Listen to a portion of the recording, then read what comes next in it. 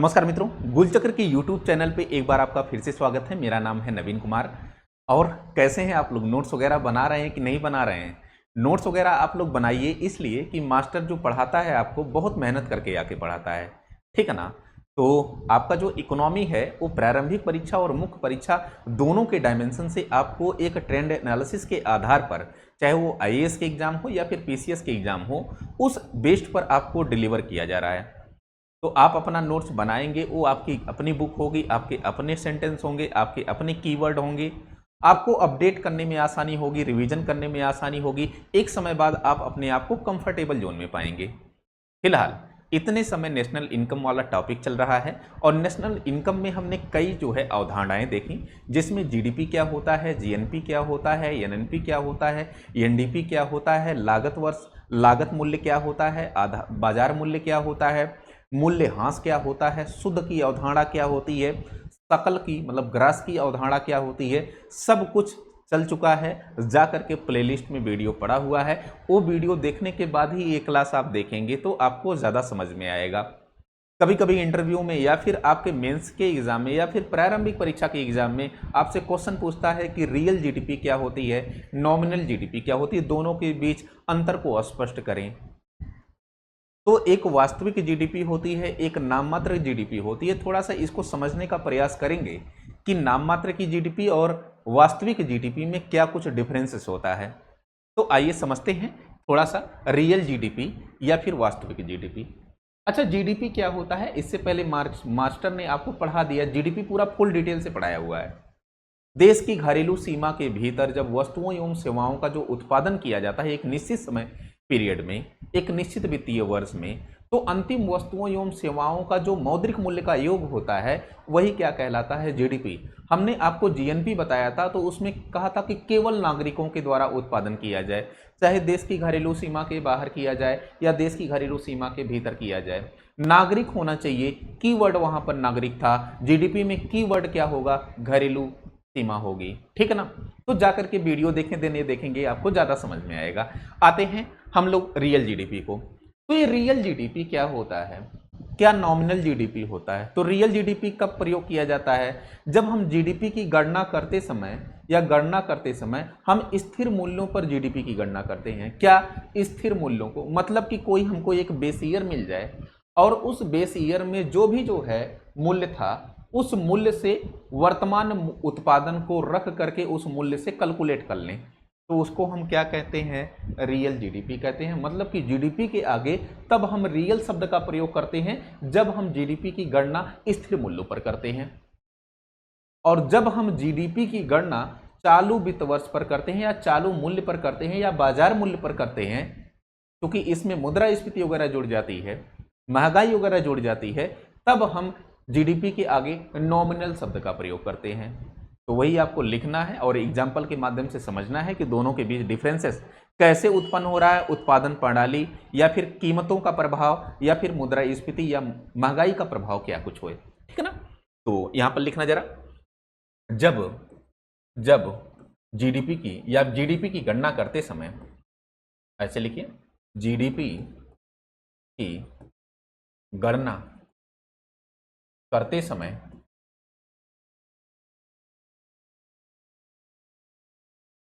या तो ऐसे लिखिए, जब GDP की गणना GDP की गणना स्थिर मूल्यों पर की जाती है, स्थिर मूल्यों, इसको आप हाईलाइट थोड़ा सा कर लीजिएगा, ठीक है ना। जब GDP की गणना स्थिर मूल्यों पर की जाती है तो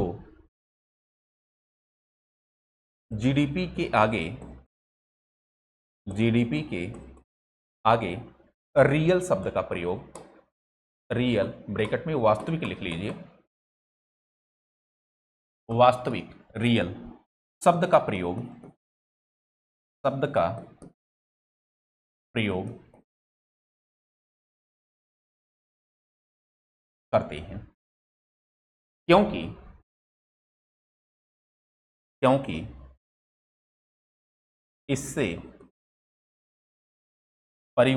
उत्पादन में होने वाले उत्पादन में होने वाले परिवर्तनों का वास्तविक पता चलता है, वास्तविक पता चलता है। एक आप थोड़ा सा परिभाषा लिख लेंगे तो फिर आपको समस्या नहीं होगी, ठीक है ना, फिर आपको समस्या नहीं होगा। अब एक चीज समझना जरा, यहां पर हमने कहा कि भाई जब हम जीडीपी की गणना करते समय स्थिर मूल्यों पर गणना करते हैं, जीडीपी की गणना जब स्थिर मूल्यों पर करते हैं तब हम जीडीपी के आगे रियल शब्द का प्रयोग कर लेते हैं। तो थोड़ा सा, और इससे होता क्या है, उत्पादन जो होता है ना, उस उत्पादन में होने वाले परिवर्तनों का हमको वास्तविक पता चलता है कि हमारी जो जीडीपी ग्रोथ हो रही है वो उत्पादन के आधार पर हो रही है, कीमत के आधार पर नहीं हो रही है। थोड़ा सा एग्जाम्पल समझिए आप। एग्जाम्पल यहां पर लेते हैं, एक काम करते हैं, एक कोई आधार वर्ष लेते हैं, या फिर वर्ष कोई आधार वर्ष ही ले लेते हैं, आधार वर्ष। अच्छा, आधार वर्ष इतने समय जो है 2022-23 कर दिया गया है। फरवरी 2026 में आधार वर्ष केंद्रीय सांख्यिकी एवं कार्यक्रम कार्यान्वयन मंत्रालय है, उसके द्वारा आधार वर्ष 2011-12 पहले था, अब उसको कितना कर दिया गया है, 2022-23 कर दिया गया है। तो 2022-23 का ही एग्जाम्पल लेते हैं, ठीक है ना, 2022-23। अब एक काम करिए, यहां पर आप आलू को ले आइए, आलू को, ये आलू है, ठीक है। आलू का जो उत्पादन हुआ वो कितना हुआ, तो मान लेते हैं आलू का उत्पादन 10 केजी होता है, एग्जाम्पल मान के चलिएगा। आलू का उत्पादन कितना होता है, 10 केजी होता है, और 1 किलो आलू का मूल्य कितना है, 10 रुपया है। तो 10 केजी आलू का मूल्य कितना हुआ बाबू, तो आपने बताना है कि साहब ये 100 रुपया हुआ। कितना हुआ, 100 रुपया हुआ। तो ये जो 100 रुपया निकला है, ये क्या है, आलू का जीडीपी है। क्या है, आलू का जीडीपी, ठीक है ना। अब एक काम करते हैं, थोड़ा सा आते हैं हम और अगले वर्ष आते हैं और 2023 और 24 रख लेते हैं। कितना, 2023 और 24, अगले साल जो आलू का उत्पादन होता है, यहां पर आलू का उत्पादन, ये आलू का उत्पादन कितना होता है, तो आपको बताना है कि साहब ये आलू का जो उत्पादन हुआ ये कितना हुआ, 15 केजी हुआ। कितना हुआ बाबू, 15 केजी हुआ। अब आलू का उत्पादन 15 केजी हुआ, आपको मूल्य कितना रखना है, ये जो मूल्य आधार वर्ष का मूल्य था आलू का, कितना रुपया था, 10 रुपया था। इसी आधार मूल्य में, इसी आधार वर्ष में जो मूल्य था, इसी को हम क्या मानेंगे, स्थिर मूल्य मानेंगे। क्या मानेंगे, स्थिर मूल्य मानेंगे। तो आगे जब भी हम आलू के मूल्यों को देखेंगे तो कितना रख करके देखेंगे, तो आपको बताना है कि साहब इसमें हम 10 रुपया कर ही देखेंगे। कितना, 10 रुपया। स्थिर मूल्यों पर गणना की जाए। जब हम आलू की कीमत या फिर जीडीपी की जो है गणना स्थिर मूल्यों पर करते हैं, स्थिर मूल्य यहां पर क्या है, 10 रुपया, इसी को हम क्या कह रहे हैं, स्थिर मूल्य कह रहे हैं, ठीक है ना। तो उत्पादन कितना हुआ, 15 केजी, स्थिर मूल्य क्या था, 10 रुपया। अब 10 रुपया हमने रख लिया। अब यहां पर जीडीपी कितना आपको दिखाई देगा, तो यहां पर जीडीपी आपको 150 रुपया दिखाई देगा। कितना दिखाई देगा बाबू जी, 150। तो जीडीपी पहले जो था वो आपको 100 रुपया दिखाई पड़ा, अब इतने समय जो है कितना आ गया है, 150 रुपया। मतलब कि कितना वृद्धि हुई है, 50 रुपये की वृद्धि हुई है, या फिर आप कह सकते हैं कि 50% की जीडीपी ग्रोथ हुई है। कितना, जीडीपी जो ग्रोथ हुई है वो कितना हुई है, 50% की हुई है। इसको हम क्या कहते हैं, रियल जीडीपी कहते हैं। क्या बाबू कहते हैं, रियल जीडीपी कहते हैं। कितना परसेंट, 50% की जो है एक ग्रोथ हुई है, ठीक है ना। तो अगर आपसे कोई एग्जाम्पल के रूप में पूछे कि रियल जीडीपी क्या होता है, तो इसको आप बता दे जाओगे। अब यहां पर समझना जरा, मास्टर ने एक चीज और भी यहां पर लिखाया है, इससे उत्पादन में होने वाले परिवर्तनों का वास्तविक पता चलता है। तो उत्पादन पहले कितना था, 10 केजी था, अब उत्पादन कितना हुआ है, 15 केजी। कितना उत्पादन बढ़ा है, 5 केजी ज्यादा बढ़ा है, और 5 केजी जब ज्यादा बढ़ा है तो हमारा जीडीपी भी इसी 5 केजी प्लस जाएगा ना। तो 5 केजी प्लस जब जाएगा तो हम 10 रुपया करके देखेंगे तो 50 रुपया ज्यादा हमको वृद्धि दिखाई पड़ेगी। ये क्या होगी, रियल जीडीपी होगी। एक काम करिएगा जरा, नेक्स्ट जो है एक और एग्जांपल थोड़ा सा लेते हैं, फिर आपको ज्यादा समझ में आएगा, आपको ज्यादा समझ में आएगा। अब यहां पर आना, ये तो पहला आपका एग्जाम्पल हुआ, इसको पहला एग्जाम्पल कर लीजिए। दूसरा एग्जाम्पल करिए आप, एक काम करिए, आधार वर्ष लीजिए, आधार वर्ष 2022-23 ही लीजिए, 2022-23, ठीक है ना। और एक काम करिए, आलू का ही उत्पादन लीजिए यहां पर, और जो आलू का उत्पादन है, ये आलू का उत्पादन ले लीजिए, एक काम करिए 100 केजी अपनी बार ले लीजिए। कितना ले लीजिए बाबू? 100 केजी। और 10 रुपया केजी आलू का मूल्य है, 10 रुपया पर केजी आलू का मूल्य है।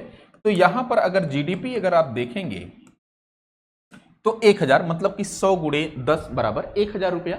ये आलू की क्या आ गई? जीडीपी आ गई। कितना? 1000 रुपया, ठीक है ना। अब एक काम करते हैं, हम आते हैं 2025-26 पर आते हैं। कितना? 2025-26 में, जो आज का जो है आधार वर्ष 2025-26। अब 2025-26 में आते हैं तो एक काम करते हैं, आलू यहां पर भी ले लेते हैं। आलू क्या लेते हैं? यहां पर भी, ठीक है। और आलू का 2025-26 में उत्पादन कितना हुआ? तो हमने कहा कि साहब 100 केजी ही उत्पादन हुआ। कितना हुआ बाबू? 100 केजी उत्पादन हुआ। लेकिन इसका जो मूल्य है ना, इसका जो मूल्य है वर्तमान में एक कितना है? तो आपने बताया साहब 15 रुपया है। कितना है? 15 रुपया। तो कितना हो जाएगा टोटल? यहां पर अगर आप देखेंगे तो आपका जो जीडीपी होगा वो कितना हो जाएगा? 1500 रुपया हो जाएगा। कितना हो जाएगा? 1500 रुपया हो जाएगा। तो एक बात बताइए कि यहां पर क्या बढ़ रहा है? क्या यहां पर उत्पादन बढ़ रहा है या फिर यहां पर महंगाई बढ़ रही है? थोड़ा सा बताइएगा, उत्पादन यहां पर बढ़ रहा है या फिर महंगाई? किसके कारण जीडीपी बढ़ रहा है? अगर उत्पादन के कारण जीडीपी बढ़ा होगा, उत्पादन में परिवर्तन का लाभ जीडीपी पर दिखाई देगा, या उत्पादन में बढ़ोतरी से जीडीपी की बढ़ोतरी हुई होगी, तो उसको हम रियल जीडीपी कहते हैं। क्या कहते हैं? Real GDP. अगर हम कीमत के माध्यम से बढ़ोतरी देखेंगे तो उसको जो है रियल जीडीपी नहीं कहेंगे, वो मुद्रास्फीति का प्रभाव होगा। मतलब कि हमको जीडीपी तो बढ़ती हुई दिखाई देगी, जीडीपी का आकार तो बढ़ता हुआ दिखाई देगा, लेकिन अंदर से हमारे यहां महंगाई का स्तर जबरदस्त होगा, ठीक है ना। हमारे यहां महंगाई का स्तर क्या होगा? जबरदस्त होगा। तो कुल मिला जुला करके हम जीडीपी को तभी बेहतर कहते हैं जब हमारे उत्पादन में परिवर्तन हो, हमारे उत्पादन बढ़े, ना कि हमारी क्या बढ़े? कीमत बढ़े। हम कहेंगे क्या? समझिए बात, हम यहां तो अपने आप को बेवकूफ बनाने का काम कर रहे हैं कि भाई हमारा उत्पादन तो 100 केजी पहले था, 100 केजी आज भी है। लेकिन समस्या क्या है कि 10 रुपया पहले जो कीमत थी, आज हमारी कीमत कितनी? 15 रुपया हो गई है। ये महंगाई बढ़ने के कारण हमारी जीडीपी बढ़ गई है। जीडीपी हमारी पहले 1000 थी, अब हमारी जीडीपी 1500 रुपया हो गई है। ये मुद्रास्फीति के कारण हुई है, ना कि उत्पादन के कारण हुई है। तो यहां पर अगर आप देखेंगे तो आपको रियल जीडीपी नहीं मिलेगी। रियल जीडीपी उत्पादन के माध्यम से बढ़ती हुई दिखाई देगी। तो यहां पर एक अगर निष्कर्ष पे थोड़ा सा और हम पहुंचे, है ना, तो यहां पर आपको एक चीज कहना पड़ेगा। क्या कहना पड़ेगा? कि रियल जीडीपी में मुद्रास्फीति या चालू कीमतों को शामिल नहीं किया जाता, बल्कि स्थिर मूल्यों को जो है शामिल करके जीडीपी की गणना की जाती है। नोट करके जरा लिखिए, नोट करके लिखिए, नोट। स्थिर मूल्यों पर जीडीपी की गणना जब जीडीपी की गणना स्थिर मूल्यों पर की जाती है तो उसमें महंगाई का प्रभाव नहीं रहता है। महंगाई का प्रभाव नहीं रहता है। इसमें वास्तविक उत्पादन में होने वाले परिवर्तन का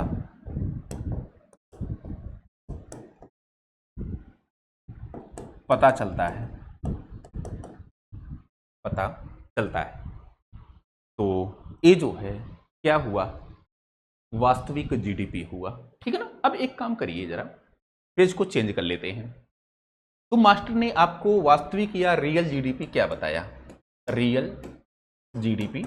तो रियल जीडीपी में पहला चीज कि जब हम इसकी गणना करते हैं तो इस गणना में हमने देखा कि हम स्थिर मूल्यों पर बात करते हैं, और स्थिर मूल्यों पर बात करेंगे ताकि हमको उत्पादन में जो परिवर्तन हो वो परिवर्तन दिखाई पड़े, है ना। रियल परिवर्तन, उत्पादन में होने वाला परिवर्तन दिखाई पड़े। तो ऐसे में जब हम स्थिर मूल्यों पर करते हैं तो जीडीपी के आगे कौन सा शब्द लगाते हैं, रियल जीडीपी का प्रयोग करते हैं। और ये जो स्थिर मूल्य हमको दिखाई पड़ता है, एक किसके माध्यम से दिखाई पड़ेगा, आधार वर्ष के माध्यम से दिखाई पड़ता है। ठीक है। तो एक हेडिंग डालिएगा, आधार वर्ष। कौन सी हेडिंग डालिएगा, आधार वर्ष।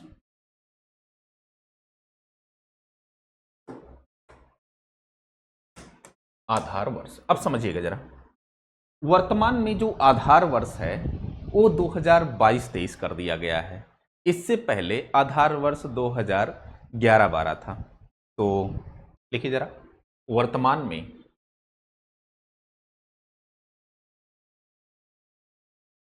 आधार वर्ष,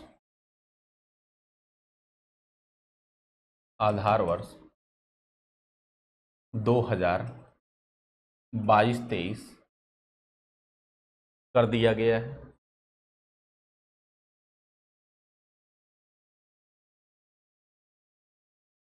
अब लिखिए, आधार वर्ष के माध्यम से, आधार वर्ष के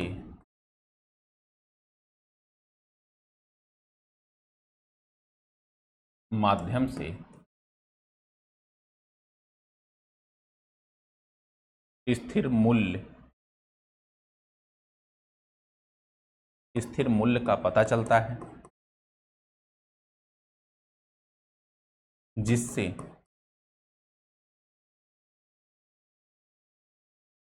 रियल जीडीपी की गणना की जाती है। ठीक है ना। अब एक चीज समझना जरा, जैसे आधार वर्ष पहले 2011-12 था, क्या था, 2011-12।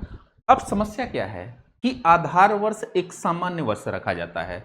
आधार वर्ष कोई हलचल का वर्ष नहीं रखा जाता है। देखा जाता है कि एक मध्यम स्तर पर उत्पादन हुआ हो, मध्यम स्तर पर उसकी कीमत हो, किसी प्रकार का जो है अकाल ना पड़ा हो, किसी प्रकार का कोई व्यापारिक बाधा ना उत्पन्न हुई हो, है ना। ना तो बहुत ज्यादा उत्पादन हो, ना तो बहुत ज्यादा उत्पादन कम हो, ना तो किसी प्रकार का अकाल वगैरह पड़ा हो, ना तो बहुत ज्यादा महंगाई हो, ना तो बहुत ज्यादा जो है उस वस्तु एवं सेवाओं के दाम कम हो। तो ऐसे में जो आधार वर्ष रखा जाता है वो आधार वर्ष एक सामान्य वर्ष रखा जाता है, जो कि हलचल वर्ष ना हो, एक सामान्य वर्ष हो। तो यहां पर आपको लिखना है, क्या लिखना है, आधार वर्ष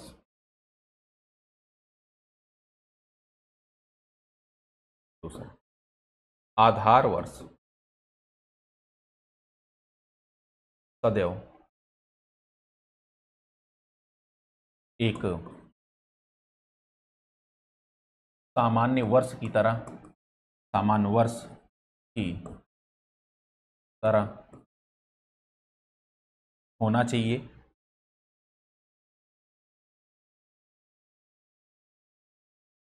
जिसमें ना तो बहुत उत्पादन हुआ हो, ना तो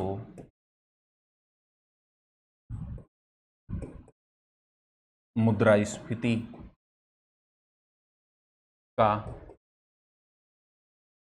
प्रभाव हो, ना तो अकाल का प्रभाव हो, आदि।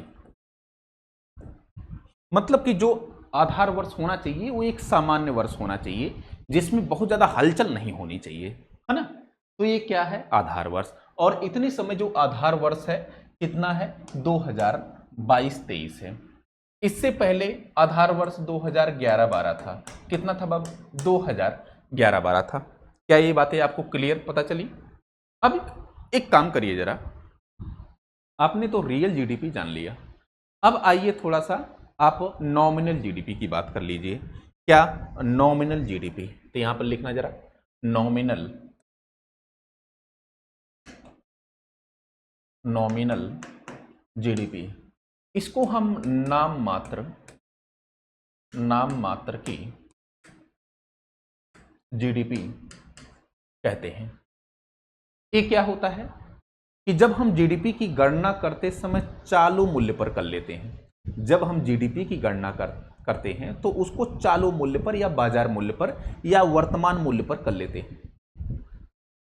और जब हम चालू मूल्य पर कर लेते हैं तो चूंकि यहां पर इन्फ्लेशन जुड़ा हुआ होता है, महंगाई जुड़ी हुई होती है, तो जो जीडीपी हमको दिखाई देती है वो बहुत ज्यादा दिखाई देती है मुद्रास्फीति के कारण, जो रियल नहीं होती है, अनरियल होती है। इसी के कारण इसको हम नाम मात्र की जीडीपी कहते हैं। तो लिखना जरा, जब जीडीपी की गणना चालू मूल्य पर, चालू मूल्य ब्रैकेट में बाजार मूल्य लिख लीजिए, बाजार मूल्य, जब जीडीपी की गणना चालू मूल्य पर करते हैं तो जीडीपी के आगे नॉमिनल शब्द का प्रयोग करते हैं, नॉमिनल शब्द का प्रयोग करते हैं।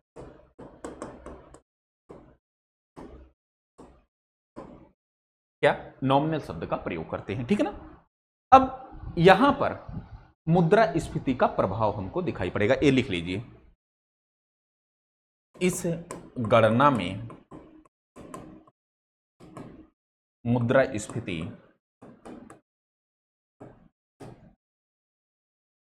का प्रभाव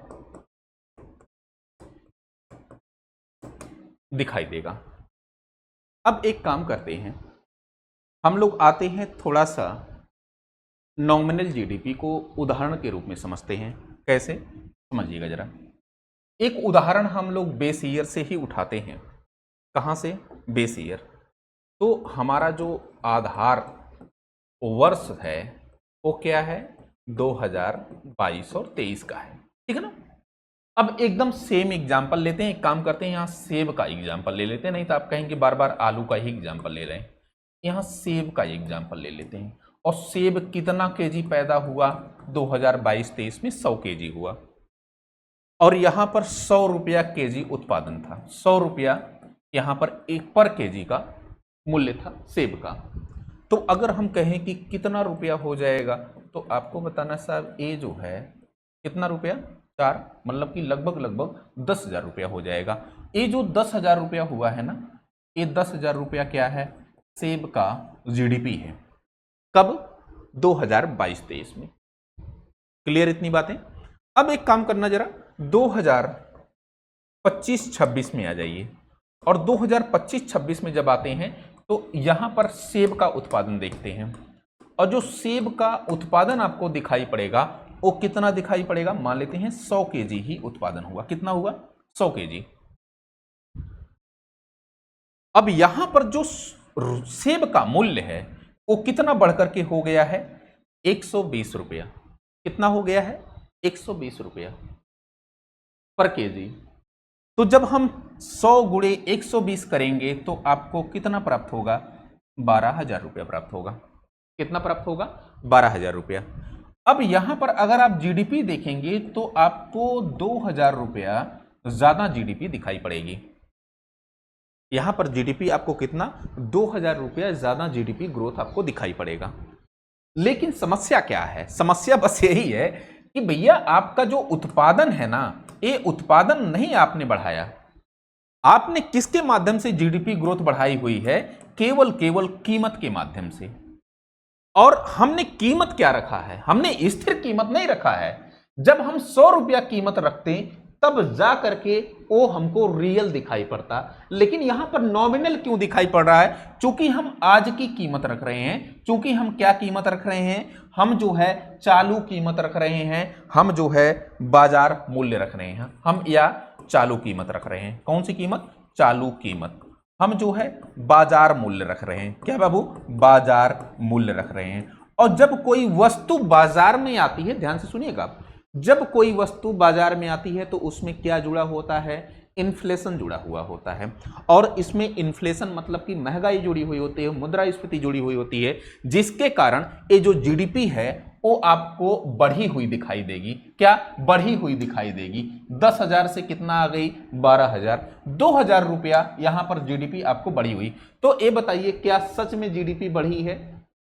तो अगर उत्पादन के माध्यम से जीडीपी बढ़े तब मानिएगा कि आपकी जीडीपी बढ़ रही है, अदरवाइज कीमत के माध्यम से बढ़े तो जान लीजिएगा कि देश की अर्थव्यवस्था खतरे में है।